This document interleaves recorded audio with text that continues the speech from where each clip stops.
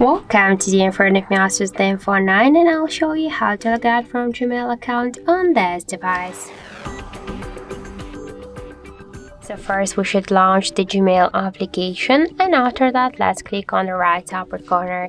So now we can see that we're logged in here in Gmail account in Gmail application, and if you want to log out from Gmail application from Gmail account, we should log out from Google account on our device. So to do that we should click here manage accounts on this device, and after that select this account.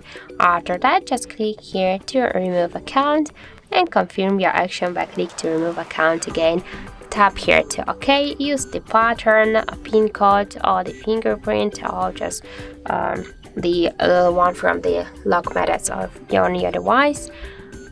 And after that just wait a second. Now we can see that in Google account settings we log out successfully from Gmail account, and let's go back to the application, and also here we can see that we log out successfully from Gmail account.